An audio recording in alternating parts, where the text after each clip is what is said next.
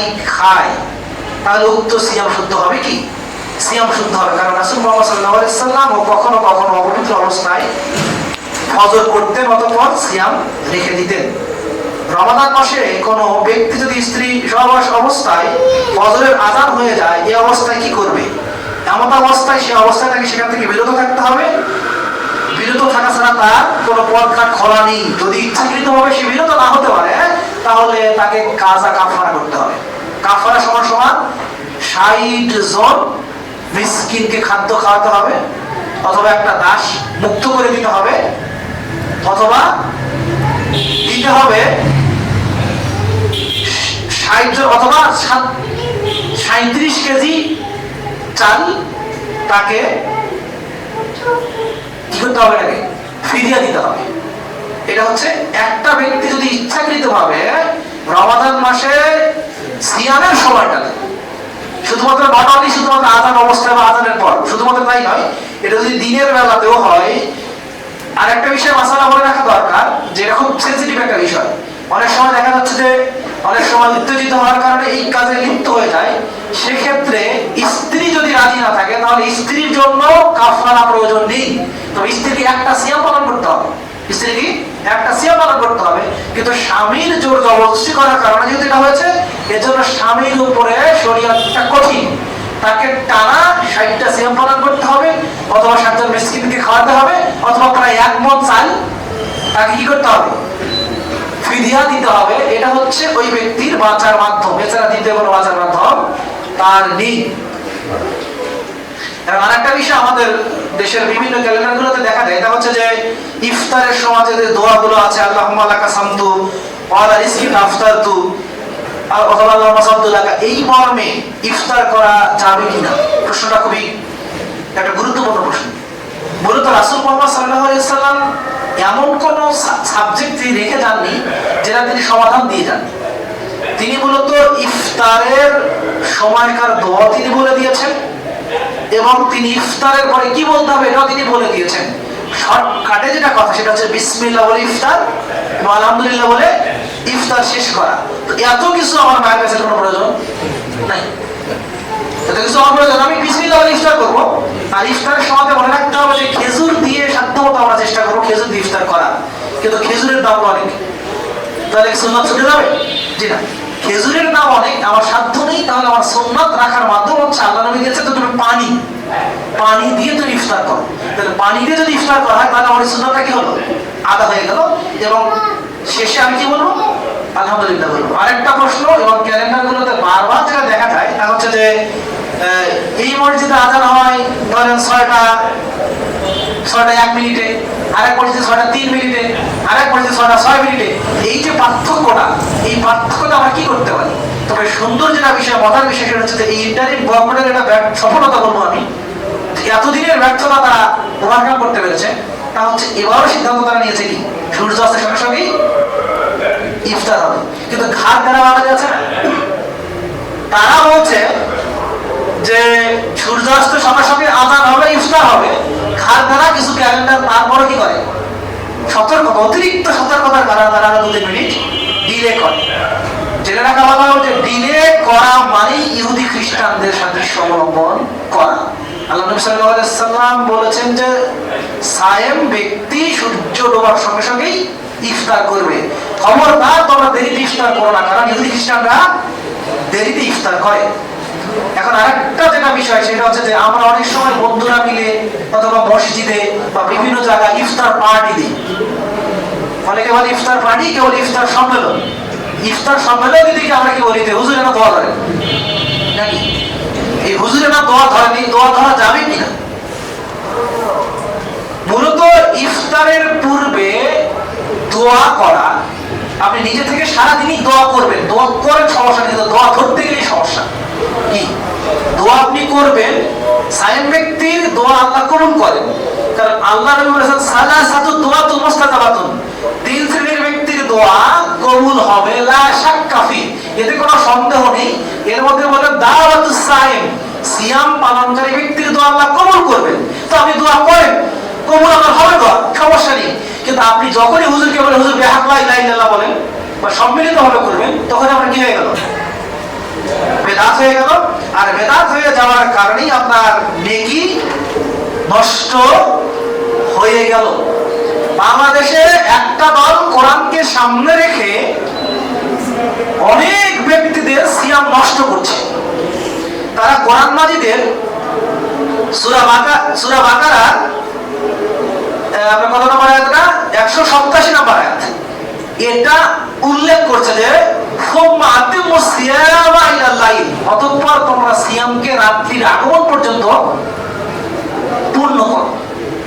বাংলাদেশে একটা দল নাম আপনারা জানেন আহলে কোরআন। মূলত আহলে কোরআন আর মুনকিরিন হাদিস। আহলে কোরআন মূলত কারা? যারা পবিত্র কোরআন এবং সহিহ হাদিস তারা আহলে কোরআন, মানে আহলে হাদিসে আহলে কোরআন। কিন্তু এরা নাম দিয়েছে জনপ্রদ নাম, এরা বলে আহলে কোরআন, যারা হাদিস মানতে নারাজ।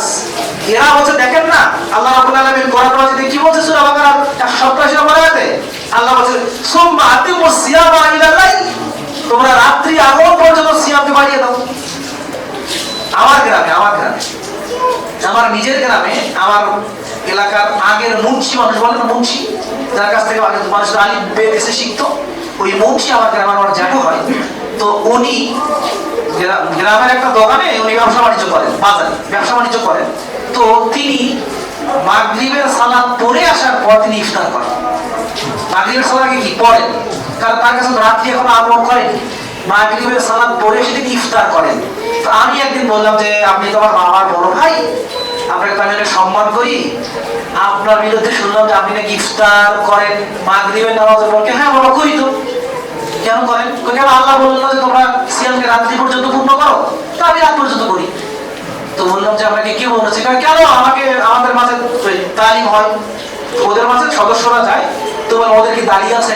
না, যে সদস্যতা ওদের কি নাই, মুখে দাড়ি না হলে কোরআন কি নেই, মুখে দাড়ি নেই।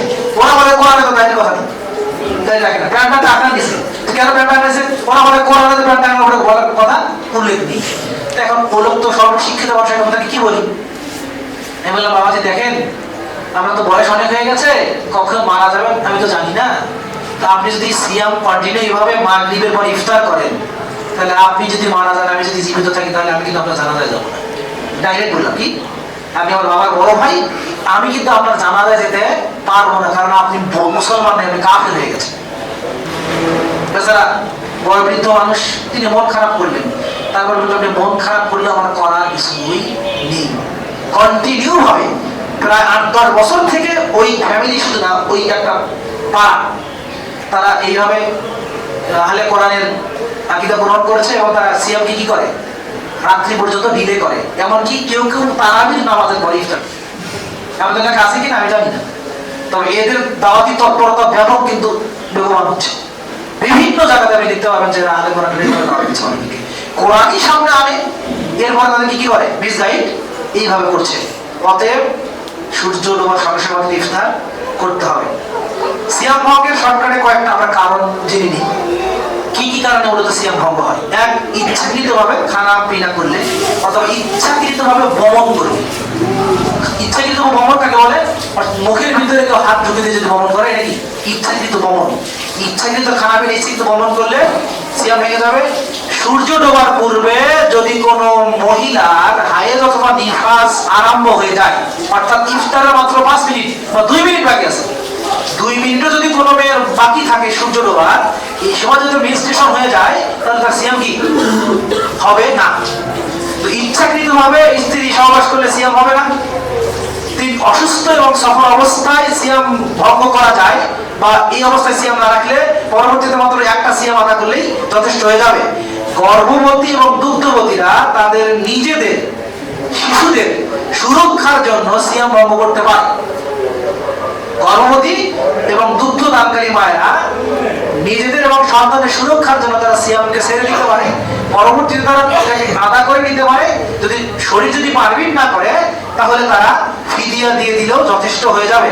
এছাড়া আল্লাহর পথে যারা জিহাদ করে, যারা মুহাজির, এরাও এই সময় ছেড়ে দেবে। যেমন ভাবে মক্কা বিজয়ের সময় রাসূল মুহাম্মদ সাল্লাল্লাহু আলাইহি ওয়াসাল্লাম কি করলেন? সিয়ামকে ছেড়ে দিলেন এবং পরবর্তীতে আদা করে নিলেন। সবাই তো বুঝলি। এখন সিয়াম নিয়ে কয়েকটা গুরুত্বপূর্ণ বিষয়, এই বিষয়গুলো আমাদের যুবকদের পার্টিকুলারলি জানা দরকার। যেহেতু দিন, আর দিনান নসিহা, দিনটা কি? উপদেশ। অনেকগুলো বিষয় তোমার মনে হতে পারে যে এই বিষয়গুলো হয়তো আলোচনা করার কি বা থাকতে পারে, তবে জানা দরকার। জানা দরকার ইসলাম হচ্ছে এমন একটা দিন যে এটাতে হক বলতে আল্লাহ রাসূল লজ্জাবোধ করেননি, আর আমাদের হক জেনে নিতে লজ্জার কিছু নেই। এজন্য আমরা জেনে নেব তাহলে যে সিয়াম অবস্থায় কারো যদি নাইট পলিউশন হয়ে যায় তাহলে তার কি সিয়াম নষ্ট হবে? না, সিয়াম নষ্ট হবে না। এটি মানুষের নিয়ন্ত্রণের বাইরে, যা করার জন্য মানুষ বাধ্য নয়। আল্লাহ বলেন লা ইউকাল্লিফুল্লাহু নাফসান ইল্লা উসাহা, আল্লাহ সাধারণত বোঝা কাউকে চাপায়া দেন না। অতএব কোনো ছেলে যদি, মেসের ছেলেরা পার্টিকুলারলি খাওয়ার পর দেখা যাচ্ছে ফজরের সালাতের পর শুয়ে গেল, দিনের বেলা একটু ঘুমিয়ে গেল, এটা যদি নাইট পলিউশন হয় তাহলে সিয়াম এভাবে কি রেখে দেবে, সিয়ামের কোনো সমস্যা হবে না। তবে কেউ যদি ইচ্ছাকৃতভাবে মাস্টারবেশন করে তাহলে তার সিয়াম নষ্ট হয়ে যাবে। কথা ক্লিয়ার? মাস্টারবেশন কেউ যদি করে তাহলে তার সিয়াম নষ্ট হয়ে যাবে। এক্ষেত্রে স্ত্রীর সঙ্গে যেরকম বিধান যে 60টা, এখানে 60টা করা লাগবে না, তবে একটা করতে হবে। তবে মাস্টারবেশন যেহেতু শরীরের জন্য ক্ষতিকর, এবং হার্ভার্ড ইউনিভার্সিটির গবেষণায় যে if any man just 3 times going to masturbation, then he will be in dysfunctional disorder, primitive ejaculation যেটাকে বলছে। অর্থাৎ যদি কোনো পুরুষ মাস্টারবেশনে 3 বার অধিকবার আসক্ত হয় তাহলে সে প্রিমিটিভ ইজাকুলেশন ডিসফাংশনে ভোগে। অতএব এটা যেহেতু রোগের একটা কারণ, তাহলে আমরা কি করবো? এই দিক থেকে অবশ্যই বিরত থাকবো। ইসলাম কি করছে এটাকে? সরাসরি ইসলাম এটাকে হারাম করেছে, এবং এটা কি দাম্পত্য জীবনের জন্য সবচেয়ে বড় হুমকি। বর্তমানে যুব সমাজ অধঃপতনের কয়েকটা কারণের মধ্যে মাস্টারবেশন একটা অন্যতম। দ্বিতীয়ত মাস্টারবেশন কেন করছে? পড়াশক্ত হওয়ার কারণে। কি কারণে? পড়াশক্ত হওয়ার কারণে এই দিকে ধাবিত হচ্ছে। এই জন্য এই বিষয়গুলো থেকে অবশ্যই আমাদেরকে বিরত থাকতে হবে। এর কথা হচ্ছে যে সিয়াম অবস্থায় কেউ যদি ইনহেলার ইউজ করে, যে সিয়াম অবস্থায় ইনহেলার ইউজ করতে পারলে তাতে কোনো সমস্যা হবে না। এর কথা হচ্ছে কেউ যদি সিয়াম থাকার পরে ভুল বশত কিছু খেয়ে ফেলে তাহলে সে কি করবে? যে ভুল বশত কেউ যদি খেয়ে ফেলে তাহলে তার সিয়াম অবশ্যই আদা করে দেবে, কারণ এটা আল্লাহ রাব্বুল আলামিন তাকে খাইয়েছেন। শরীয়ত 3 শ্রেণীর ব্যক্তির জন্য নেই। শরীয়তের কলম 3 শ্রেণীর ব্যক্তির জন্য। একটা হচ্ছে ঘুমন্ত ব্যক্তি, যে ঘুমন্ত ব্যক্তি যার মস্তিষ্ক বিকৃত হয়ে গেছে, আর যে ভুলে গেছে তার জন্য শরীয়ত এটা তুলে নিয়েছে। আরেকটা বিষয় তা হচ্ছে যে অনেক মা বোনেরা জানা জরুরি। আমাদের মধ্যে যারা আমরা পার্টিকুলার যারা হাজবেন্ড আছে তারা আমাদের মিসেসদেরকে এই মশালাগুলো জানাতে পারি। তা হচ্ছে যে অনেক সময় অনেক মা বোনেরা চায় যে রমাজানের সিয়ামটা তো মহামূল্যবান, এই সিয়াম অন্য সময় আদা করে নিলে শরীর শারীরিকভাবে মানে হলে মানসিকভাবে তৃপ্তি পায় না। সেক্ষেত্রে আমি কি ঔষধ সেবন করে আমি আবার ওই মান্থলি যে আমার এটা হচ্ছে মিসটা হচ্ছে এটাকে বন্ধ করে দিতে পারবো কিনা? যে এক্ষেত্রে শরীয়ত আপনাকে অনুমতি দিয়েছে, যদি অভিজ্ঞ ডাক্তারের পরামর্শে আপনার যদি পরবর্তীতে বন্ধাত্বের কোনো সমস্যা না থাকে, শারীরিকভাবে কোনো যদি ক্ষতির কারণ না হয়ে থাকে, সেক্ষেত্রে আপনি চাইলে অভিজ্ঞ ডাক্তারের পরামর্শ নিয়ে আপনি এটাকে বন্ধ করে দিয়ে আপনি কন্টিনিউ সিয়াম পালন করতে পারেন। অর্থাৎ এই ওষুধ খেয়েও আপনাকে কি সিয়াম পালন করা বা কন্টিনিউ পুরো মাস সিয়াম থাকা সুযোগ শরীয়ত আপনাকে দিয়েছে। আর একটা বিষয় জানাটা হচ্ছে যে অনেক সময় বাচ্চা মেয়েরা পার্টিকুলার যারা প্রথম বালেগা হয়, দেখা যাচ্ছে যে 12-13 বছর বাচ্চা সিয়াম পালন করতে দেখা যাচ্ছে যে হয়তো দেখা যাচ্ছে যে ওই যে ইফতারের পূর্বে তার বালেগ হয়ে গেল, সে তার সিমটম এসে গেল, তাহলে সেক্ষেত্রে অবশ্যই তার আর সিয়াম রাখা যাবে না। এবং যদি কোনো মহিলা ফজরের সালাতের পূর্বে যদি সে কিওর হয়ে যায়, তাহলে সে সাহারি করে ফজরের সালাত পরে কিওর হয়ে গেলে সে সিয়ামকে কন্টিনিউ করতে পারবে, তাতে করে কোনো সিয়ামের সমস্যা হবে না ইনশাআল্লাহ। আর একটা বিষয় সেটা হচ্ছে যে তারাবির সালাত, এটা যুদ্ধ হবে, তাই না? ফেসবুকে এটা নিয়ে যুদ্ধ হবে যে তারাবির সালাত মূলত আমরা কয় রাকাত পড়ব। এটা নিয়ে বাংলাদেশের স্বাধীনতা পূর্ব থেকে নিয়ে শুরু করে অদ্যাবধি এটা নিয়ে যুদ্ধ। ফেসবুকে যত যুদ্ধ হয় এর ভিতরে সবচেয়ে বড় যুদ্ধ হয় এটা নিয়ে, তারাবির সালাত কয় রাকাত পড়ব। তো আমি সরাসরি তারাবির সালাতটা আপনাকে একটু পড়েই শোনাই। তারাবির সালাত মূলত 8 রাকাত। যেটা সহিহ হাদিস থেকে প্রমাণিত, রাসূল মুহাম্মদ সাল্লাল্লাহু আলাইহি ওয়াসাল্লাম, সাহাবায়ে কেরাম এবং তাবিঈগণ 8 রাকাত তারাবি পড়তেন। আবু সালামা ইবনে আব্দুর রহমান রাদিয়াল্লাহু তাআলা আনহু একদা রাসূল মুহাম্মদ সাল্লাল্লাহু আলাইহি ওয়াসাল্লামকে জিজ্ঞাসা করলেন যে আল্লাহ রাসূল সাল্লাল্লাহু আলাইহি ওয়াসাল্লাম, রাসূল মুহাম্মদ সাল্লাল্লাহু আলাইহি ওয়াসাল্লামের রাতের সালাত কেমন ছিল? তিনি তখন বললেন যে রাসূল মুহাম্মদ সাল্লাল্লাহু আলাইহি ওয়াসাল্লাম রমাদান এবং গায়রে রমাদান তিনি 11 রাকাতের বেশি সালাত আদা করতেন না। তিনি দুই করে পড়তেন, দুই করে 4, আবার দুই করে 4 পড়তেন। তবে তার সৌন্দর্য এবং দীর্ঘতা সম্পর্কে জিজ্ঞাসা করুন আমাকে। মানে তিনি এত রুকুতে সময় দিয়েছেন, এত কুনুতে, এত সুজুদের সময় দিয়েছেন, এই ব্যাপারে তোমরা আমাকে প্রশ্ন করো না। তাহলে মোদ্দা কথা হচ্ছে বুখারীর 2013 নম্বর হাদিস, 1269 নম্বর হাদিস থেকে স্পষ্ট প্রমাণ হচ্ছে যে তিনি রমাদান এবং গায়রে রমাদান 11 বেশি পড়তেন না। এরপর জাবের ইবনে আব্দুল্লাহ রাদিয়াল্লাহু তাআলা আনহু থেকে বর্ণিত, রাসূল মুহাম্মদ সাল্লাল্লাহু আলাইহি ওয়াসাল্লাম রমাদান মাসে আমাদের সাথে 8 রাকাত সালাত আদা করেছেন এবং বিতর পড়েছেন। এটা আপনি খোঁজার পাবেন 1070 নম্বরে। এছাড়াও সাইর ইবনে ইয়াজিদ রাদিয়াল্লাহু তাআলা আনহু বলেন, ওমর রাদিয়াল্লাহু তাআলা আনহু উবাই ইবনে কাব ও তামিম আদ-দারি রাদিয়াল্লাহু তাআলা আনহুকে নিয়ে রমাদান মাসে 11 রাকাত তারাবির সালাত জামাতের সাথে পড়ানোর নির্দেশ দিয়েছেন। যে ওমর রাদিয়াল্লাহু আনহুকে ফিট করে বলা হয় যে তিনি 20 রাকাত কি করেছেন, চালু করেছেন। অথচ তিনি মুয়াত্তায়ে মালিকের 253 নম্বর হাদিসে এবং মিশকাতের 115 পৃষ্ঠায় রমাদানের রাত্রি জাগরণের অধ্যায়ে এটা স্পষ্ট উল্লেখ করেছেন যে ওমর রাদিয়াল্লাহু আনহু কি করলেন, 11 রাকাতে নির্দেশ দিলেন। আর এটাকে আমরা ফিট করে দিই ইশরিনা রাকাত দিনে থেকে ইশরিনা লাইলাতুল রাকাতে ঢুকে দিয়েছি। এই বিষয়গুলো মূলত আমাদের জানার দরকার, যে বিষয়গুলো জানা আমাদের জন্য একান্ত জরুরি। রমাদান আমাদের মাঝে সমাগত, আমরা শেষে বলতে চাচ্ছি যে আল্লাহ তুমি আমাদেরকে কবুল ও মঞ্জুর করো, আল্লাহুম্মা আমিন। আর মাত্র 12-13 দিনের মতো রমাদান আছে। তো বর্তমানে এবার তো রমাদান ইমেজ নাই, কারণ নির্বাচনী ডামাডোলের মধ্যে আমরা মুসলমান না হিন্দু প্রায় ভুলতেই বসেছি। এই একেবারে মানে নাজেহাল অবস্থা, যে নির্বাচনী প্রচারণাগুলি হচ্ছে সবগুলোই কি ইসলামী দল কি অন ইসলামী দল কি না কি কিছু বোঝা যাচ্ছে। এর আগে তো বাদ্যযন্ত্রের এত ব্যবহার ছিল না, এখন বাদ্যযন্ত্র ব্যাপকভাবে সয়লাভ হয়ে গেছে। একেবারেই আমাদের পরিবেশটা যে রমাদানের আবহাওয়া যেটা থাকার কথা, এটা কিন্তু আর কি লক্ষ্য করা যাচ্ছে না। এটাও মূলত একটা জাহিলি চক্রান্ত। আমি আপনাকে ভোটের ব্যাপারে কিছু বলতে চাচ্ছি না, তবে আমি এতটুকু বলতে চাচ্ছি যে যে সরকারি আসুক না কেন, সে সরকার আমাদেরকে আনুগত্য করতে হবে, তাই না? যে আসলে আনুগত্য করতে হবে, তবে এটাও রাখতে হবে দলীয় সরকারের অধীনে কখনোই নির্দলীয় নিরপেক্ষ প্রশাসন আশা করা যায় না। 16 বছর খেয়ে গেছে যেভাবে, আগামীতে যারা আসবে তাদের চেয়েও বেশি খাবে না, এই গ্যারান্টি কেউ দিতে পারবে না। এজন্য নেতার পরিবর্তন করে কোনো লাভ নেই, নীতির পরিবর্তনই হচ্ছে মেইন পরিবর্তন। এই পরিবর্তন তো আল্লাহর নবীকেও দেওয়া হয়েছিল প্রস্তাব। আল্লাহ নবী বলেন, মুহাম্মদ ভাতিজা আমার, তুমি চাও কি, আসো তুমি বসো আমাদের মক্কার আসলে তুমি বসো, আর তুমি আমাদের নেতা হয়ে যাও, আমার নেতৃত্ব মেনে নাও, কোনো সমস্যা নেই। তুমি কি সুন্দরী নারী চাও, সুন্দরী নারীকে দিয়ে তোমার বিবাহ দেবো, কোনো সমস্যা নেই। তুমি চাও কি বলো, শুধু তোমার এই দাওয়াতটা বন্ধ করো, শুধু এই দাওয়াতটা বন্ধ করো। নেতৃত্ব নেতার পরিবর্তনে সমস্যা হবে না, পরিবর্তন করতে হবে নীতির। কিসের বলেন তো?